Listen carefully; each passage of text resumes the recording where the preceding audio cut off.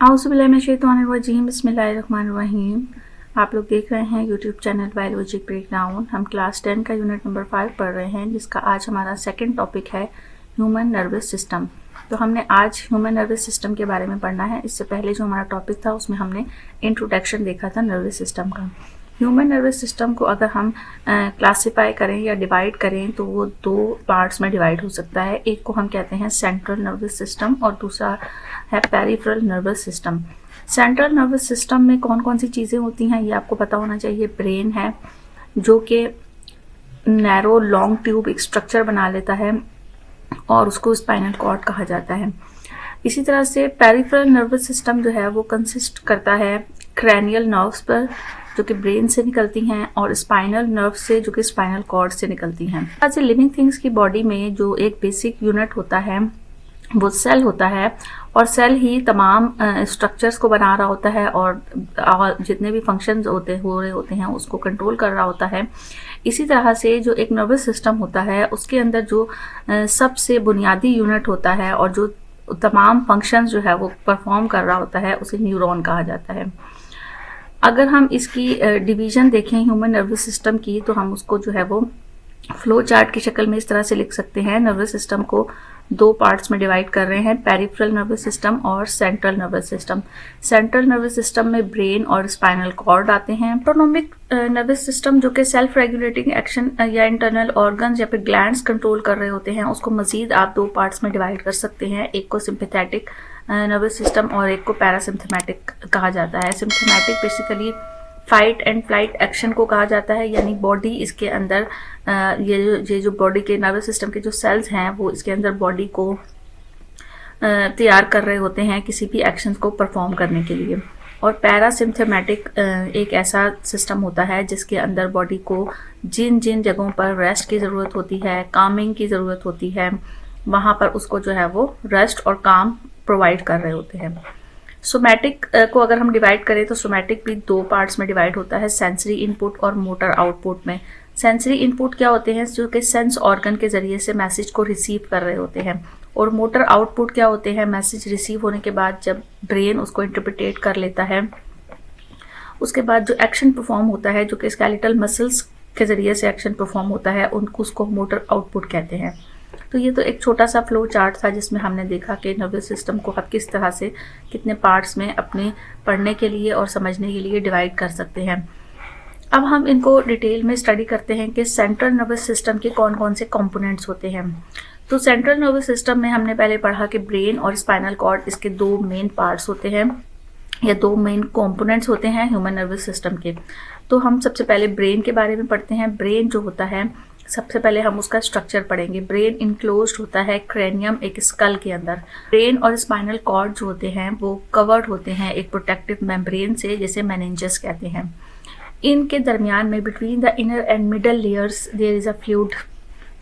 Brain के दरमियान में जो इनर और मिडल लेयर होती है ब्रेन की, चूँकि ये मेम्ब्रेन होती है प्रोटेक्टिव लेयर, तो एक इसके गिर्द टू लेयर्स होती हैं इनर और मिडल। जो इनर और मिडल लेयर के दरमियान में एक फ्लूइड मौजूद होता है जिसे सेरिब्रोस्पाइनल फ्लूइड कहा जाता है। और इस फ्लूइड का फंक्शन ये होता है कि कोई भी शॉक अगर लग जाए या कोई भी झटका लगे या फिर इंजरी हो कोई भी ब्रेन में, तो उससे सेरिब्रोस्पाइनल फ्लूइड जो है वो ब्रेन को प्रोटेक्ट करता है। Meninges also provide nutrients and oxygen to brain tissue through capillaries. के अलावा मेनिंजेस जो है वो न्यूट्रिएंट्स भी प्रोवाइड करते हैं, ऑक्सीजन भी प्रोवाइड करते हैं ब्रेन के टिश्यूज को कैपिलरीज के जरिए से। ब्रेन में एक हॉलो स्पेस होती है जिसे वेंट्रिकल्स कहा जाता है, दैट और continues with the central canal of spinal cord. और ये आगे बढ़ती हुई कंटिन्यू जारी रहती हुई सेंट्रल कैनाल स्पाइनल कॉर्ड का सेंट्रल कैनाल बनाती है। These are filled with cerebrospinal fluid और इनके अंदर भी cerebrospinal fluid मौजूद होता है, फिल्ड होता है। और ब्रेन को अगर हम डिवाइड करें तो थ्री पार्ट्स में डिवाइड करते हैं जिसे हम कहते हैं फोर ब्रेन, मिड ब्रेन और हाइंड ब्रेन। उनके फंक्शनल एक्टिविटी की बेस पर और उनकी स्ट्रक्चरल एक्टिविटी की बेस पर इन तीन हिस्सों में डिवाइड किया जाता है कि हर पार्ट का अलग अलग फंक्शन होता है। फॉर ब्रेन, मिड ब्रेन और हिंड ब्रेन को हम डिटेल में पढ़ते हैं। For brain consist of cerebrum, thalamus and hypothalamus. For brain के तीन पार्ट्स होते हैं जिन्हें हम थैलेमस, हाइपोथैलेमस और सेरिब्रम कहते हैं। जो फोर ब्रेन का सबसे लार्जेस्ट पार्ट होता है उसे सेरिब्रम कहा जाता है। सेरिब्रम जो है वो एक मेन सेंटर होता है सेंसेशन का। सेंसेशन मीन्स जितने भी सेंसरी ऑर्गन के ज़रिए से जो फंक्शन हो रहे होते हैं, जैसे कि हेयरिंग है, साइट है, देखने का अमल है, स्मेल सूंघने का अमल है, इसके अलावा मेमोरी या वॉलंटरी एक्शंस हैं, इंटेलिजेंस है, रीजनिंग है, ये सब तमाम जो फंक्शंस हैं वो सेरिब्रम के ज़रिए से कंट्रोल हो रहे होते हैं या सेरिब्रम में परफॉर्म हो रहे होते हैं। सेरिब्रम को हम डिवाइड करते हैं दो हेमीस्फीयर में, यानी दो, अगर हम सेरिब्रम को हाफ करें तो इसके दो हेमीस्फीयर बन जाते हैं, सेरिब्रल हेमीस्फीयर जिसे कहा जाता है। और हर सेरिब्रल हेमीस्फीयर जो है वो 4 पार्ट्स में, 4 लोब्स में डिवाइड होता है। Frontal lobe, parietal lobe, temporal lobe और ऑसिपिटल लोब। इनको इस डिवीजन किस बेस पर दी जा रही है, इनके फंक्शंस की बेस पर डिवीजन दी जा रही है। जैसे ऑसिपिटल लोब जो है उसका काम विजन का होता है, जितने भी देखने के प्रोसेस होते हैं, देखने का काम होता है वो ऑसिपिटल लोब के जरिए से हो रहा होता है। टेम्पोरल लोब जो है वो कंसर्न होता है हेयरिंग के लिए, स्मेलिंग के लिए। फ्रंटल लोब जो है उसके जरिए से मूवमेंट, स्केलेटल मसल्स की मूवमेंट कंट्रोल हो रही होती है, यानी जितने भी हमारे हरकत करने वाले काम हैं, बाजू को हरकत देना, टांगों को हरकत देना, सर को हरकत देना, जितनी भी मूवमेंट वाले फंक्शन हैं वो फ्रंटल लोब के ज़रिए से परफॉर्म हो रहे होते हैं। इसमें स्पीच की मूवमेंट भी जो है वो शामिल है। पैरिटियल लोब जो है वो स्टिम्युलाई को रिसीव करने का काम करते हैं। स्किन से स्टिम्युलाई मतलब कोई भी मैसेज जो है वो स्किन के ज़रिए से रिसीव होता है और अवेयरनेस दी जाती है बॉडी की पोजीशन के बारे में। Right and left hemispheres control the opposite side of the body. चूंकि हमने 2 हेमिस्फीयर में सेरिब्रल को डिवाइड किया था, तो एक राइट हेमिस्फीयर था और एक लेफ्ट हेमिस्फीयर था। तो जो राइट और लेफ्ट हेमिस्फीयर होते हैं वो ऑपोजिट साइड को कंट्रोल कर रहे होते हैं, यानी राइट हेमिस्फीयर जो है वो लेफ्ट साइड के जितने भी ऑर्गन्स हैं उनको कंट्रोल कर रहा होता है, और लेफ्ट हेमिस्फीयर जो है वो राइट साइड के जितने भी ऑर्गन्स हैं उनको कंट्रोल कर रहा होता है। तो जो 2 हेमिस्फीयर्स हैं वो कंसर्न होते हैं बंडल ऑफ नर्व फाइबर्स में, यानी उसमें बहुत सारी नर्व फाइबर्स मौजूद होते हैं जिन्हें कॉर्पस कोलेसम कहा जाता है। इसके बाद जो पार्ट है वो है थैलेमस का। थैलेमस जो है वो सेरिब्रम के बिल्कुल नीचे मौजूद होता है। आप इसको डायग्रामेटिकली भी जो है वो देख सकते हैं। ये सेरिब्रम वाला पार्ट है ये सारा, और इसके नीचे वाला जो हिस्सा है ये आपको ये जो नज़र आ रहा है ये वाला स्ट्रक्चर, ये थैलेमस है। तो थैलेमस सेरिब्रम के बिलो नीचे मौजूद होता है। Thalamus receive nearly all impulses arriving from sensory area. जितने भी सेंसरी एरिया से मैसेजेस आ रहे होते हैं, इम्पल्सेस आ रही होती हैं, उनको थैलेमस रिसीव करता है। थैलेमस जो होता है वो तमाम इम्पल्सेस को, जितने भी मैसेजेस रिसीव हो रहे होते हैं सेंसरी एरिया से, बॉडी के सेंसरी एरिया से, वहाँ से उन मैसेजेस को रिसीव करता है। सेरिब्रम के पास पहुँचने से पहले, यानी सेरिब्रम के पास पहुँचने से पहले थैलेमस के पास आते हैं। थैलेमस में ऑल्सो इन्वॉल्व होता है पेन रिसेप्शन में और कॉन्शियसनेस में। इसके बाद वाला जो पार्ट है ब्रेन का वो है हाइपोथैलेमस। तो हाइपोथैलेमस थैलेमस के बिल्कुल नीचे मौजूद होता है। It regulates body temperature. इसका फंक्शन ये होता है कि ये बॉडी के टेम्परेचर को मेंटेन कर रहा होता है। एपिटाइट, भूख लगने का प्रोसेस जो है वो उसको कंट्रोल कर रहा होता है। Water balance, body pressure, blood pressure, feeling of mood, इन तमाम फंक्शंस को हाइपोथैलेमस के जरिए से कंट्रोल किया जाता है। It links nervous systems and endocrine system. इनके ये एंडोक्राइन और नर्वस सिस्टम के दरमियान में लिंक भी प्रोवाइड करता है। As it regulates the secretion of pituitary gland. जब पिट्यूटरी ग्लैंड से सिक्रीशन रेगुलेट होती है, just below the hypothalamus lies the pituitary gland. इसलिए क्योंकि हाइपोथैलेमस बिल्कुल पिट्यूटरी ग्लैंड के साथ मौजूद होता है। तो it is a very small gland about the size of a P. Pituitary gland एक बहुत छोटा सा मटर के दाने के जितना एक ग्लैंड होता है, और ये एक एंडोक्राइन ग्लैंड होता है। तो ग्लैंड्स के बारे में हम डिटेल में बाद में स्टडी करेंगे। हमने जो नर्वस सिस्टम के जिन पार्ट्स के बारे में पढ़ा वो हमने फोर ब्रेन के बारे में पढ़ा। फोर ब्रेन को हमने देखा था कि कितने पार्ट्स में डिवाइड किया था, सेरिब्रम में, थैलेमस, हाइपोथैलेमस में। यहाँ आप इसको ब्रेन के जो स्ट्रक्चर है उसके अंदर ये सेरिब्रम के पार्ट्स को बहुत क्लियरली देख सकते हैं। ये फोर ब्रेन के पार्ट्स को बहुत क्लियरली देख सकते हैं, जिसमें ये सेरिब्रम इसका लार्जेस्ट पार्ट है।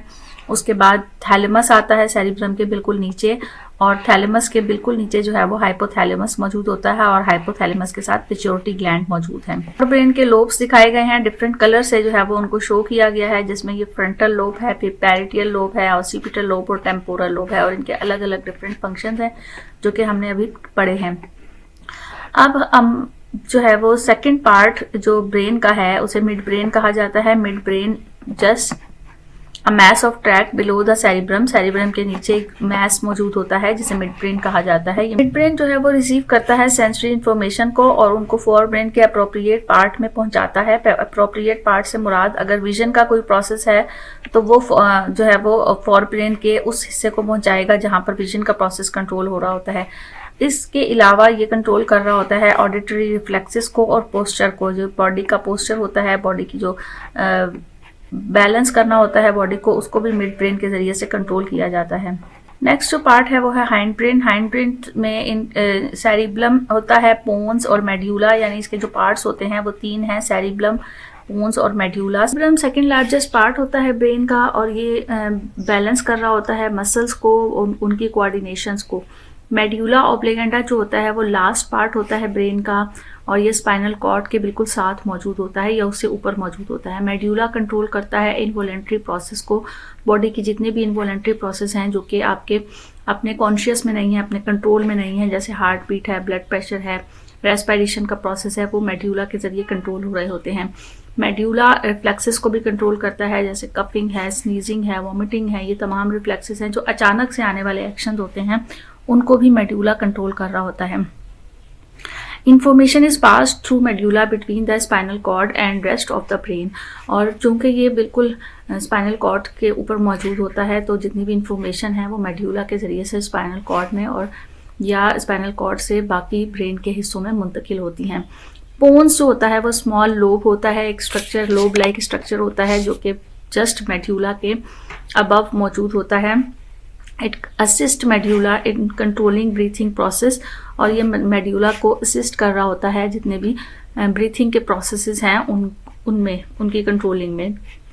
इसके साथ साथ ये कनेक्शन करता है between cerebellum and spinal cord के दरमियान में। ह्यूमन स्पाइनल कॉर्ड के बारे में हम पढ़ेंगे तो स्पाइनल कॉर्ड में जो ह्यूमन स्पाइनल कॉर्ड है वो Oval shaped hollow cylindrical structure होता है नर्वस सिस्टम का। It run from the basis of the brain, brain के बेस से ये स्टार्ट होता है और इसको प्रोटेक्ट कर रहे होते हैं वर्टिब्रा, बैकबोन जो है वो इसको प्रोटेक्ट कर रहे होते हैं। 31 pairs of nerves originate from cord से, तकरीबन 31 नर्व्स निकलती हैं जो कि स्पाइनल नर्व्स होती हैं। और स्पाइनल नर्व्स जो होते हैं, हर स्पाइनल नर्व जो होती है वो dorsal root of sensory neurons and ventral root of motor neurons तक जाती है।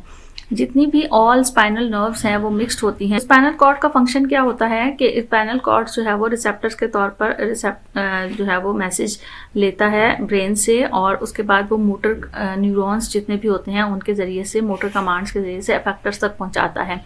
और स्पाइनल कॉर्ड वर्क कर रहा होता है एज अ कोऑर्डिनेटर, चूंकि कोऑर्डिनेट कर रहा होता है ब्रेन से मैसेजेस बॉडी पार्ट तक और बॉडी पार्ट से ब्रेन तक पहुंचा रहा होता है। ये जो है वो एज अ कोऑर्डिनेटर काम कर रहा होता है। It carries out the reflex action, it also helps is better functioning of the brain.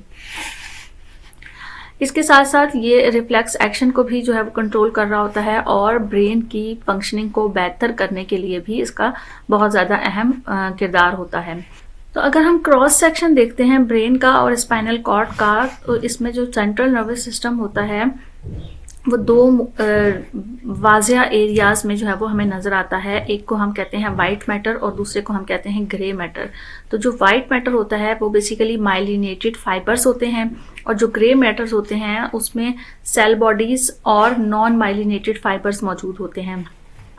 तो स्पाइनल कॉर्ड जो होती है वो बटरफ्लाई शेप्ड में नजर आती है क्रॉस सेक्शन में, और उसके अंदर जो ग्रे मैटर मौजूद होते हैं यानी कि जो सेल बॉडीज और नॉन माइलिनेटेड फाइबर्स होते हैं वो वाइट मैटर के सराउंडेड बाहर की तरफ मौजूद होते हैं और वाइट मैटर उसके मिड में सेंटर में मौजूद होता है।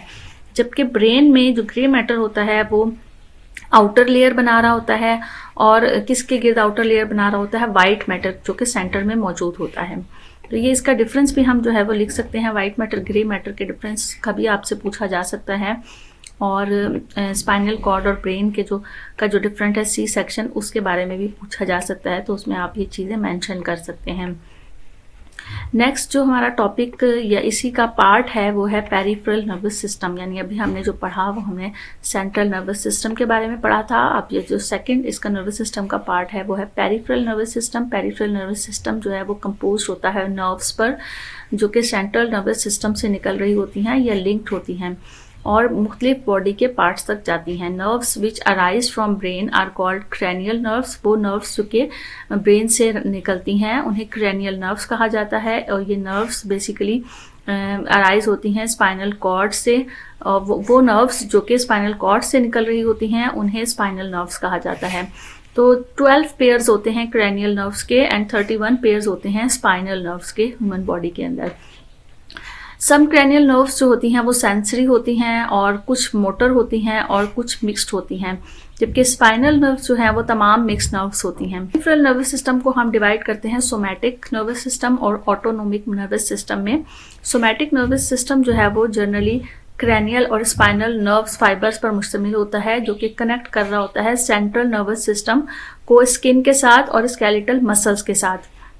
और ऑटोनोमिक नर्वस सिस्टम जो होता है उसमें फाइबर्स इंक्लूड होते हैं, फाइबर्स मौजूद होते हैं जो कि कनेक्ट करते हैं सेंट्रल नर्वस सिस्टम को विस्ट्रल ऑर्गन के साथ, मुख्तलिफ ऑर्गन के साथ, जैसे कि हार्ट के साथ, स्टमक के साथ, इंटेस्टाइन के साथ। तो it's is concern with the unconscious activities. लिहाजा ऑटोनोमिक नर्वस सिस्टम जो होता है वो कंसर्न करता है ऐसी एक्टिविटीज को या परफॉर्म कर रहा होता है ऐसी एक्टिविटीज को जो कि खुद ब खुद हो रही होती हैं या ऑटोमेटिक हो रही होती हैं, जैसे हार्ट की एक्टिविटी है, स्टमक की, इंटेस्टाइन की एक्टिविटी है, इसमें कॉन्शियसनेस का काम नहीं होता है, ये ऑटोमेटिक होती हैं। इसके साथ साथ it concern with the unconscious activities. Autonomic nervous system जो है उसको हम डिवाइड करते हैं दो हिस्सों में, सिंपैथेटिक एंड पैरासिम्पथेटिक। उनकी एक्टिविटीज की बेस पर उनको डिवाइड करते हैं, एक सिंपैथेटिक होती है और एक पैरासिम्पथेटिक नर्वस सिस्टम होते हैं। तो सिम्पथेटिक नर्वस सिस्टम जो होता है वो कंसिस्ट होता है सिर्फ स्पाइनल नर्व्स के ऊपर, और इसका फंक्शन ये होता है कि वो इमरजेंसी स्टेट पे, इमरजेंसी बुनियादों पर काम कर रहा होता है, फाइट और फ्लाइट रिस्पॉन्स को जो है वो परफॉर्म कर रहा होता है, यानी बॉडी को किसी भी गैर मामूली एक्शन के लिए तैयार कर रहा होता है और कंट्रोल कर रहा होता है मुख्तलिफ ऑटोनोमिक नर्व्स के जरिए से during the state of rest. State of rest का मतलब आप ये समझ लें कि ये बॉडी को नॉर्मल फंक्शंस की तरफ लेकर आता है, जहां पर उसको बॉडी के मुख्तलिफ पार्ट्स को नॉर्मल करने की ज़रूरत होती है, नॉर्मलाइज करने की ज़रूरत होती है, वो पैरासिम्पथेटिक सिस्टम के जरिए से हो रही होती है। They have been altered by symptomatic stimulation. Symptomatic stimulation के ऑपोजिट, यानी उसको ऑल्टर्ड कर रहे होते हैं, उसको कंट्रोल कर रहे होते हैं। हमारा टॉपिक था जिसमें हमने ह्यूमन नर्वस सिस्टम के बारे में बहुत डिटेल में स्टडी किया, उसके पार्ट्स, उसके जितने भी हिस्से हैं, उनके जितने भी फंक्शंस हैं, उनके बारे में हमने पढ़ा। ये एग्जाम पॉइंट ऑफ व्यू के लिहाज से बहुत ज़्यादा इंपॉर्टेंट टॉपिक है। इसमें डिफरेंट चीज़ों के बारे में आपसे डिफरेंसेस भी पूछ सकते हैं, इसके अलावा नोट्स भी आ सकते हैं, इसके अलावा जो है वो उनके फंक्शंस भी पूछे जा सकते हैं। तो इस टॉपिक को बहुत अच्छे से आप लोग तैयार कीजिएगा एग्जाम्स के लिए, ताकि आप लोग जो है वो एग्जाम्स में किसी भी किस्म की परेशानी में मुब्तला ना हो। मज़ीद इसी तरह के टॉपिक्स के लिए और मज़ीद इसी तरह की वीडियोस के लिए साथ रहिएगा इसी यूट्यूब चैनल बायोलॉजी ब्रेकडाउन पर। अपना बहुत ज़्यादा ख्याल रखिएगा। अल्लाह हाफिज़।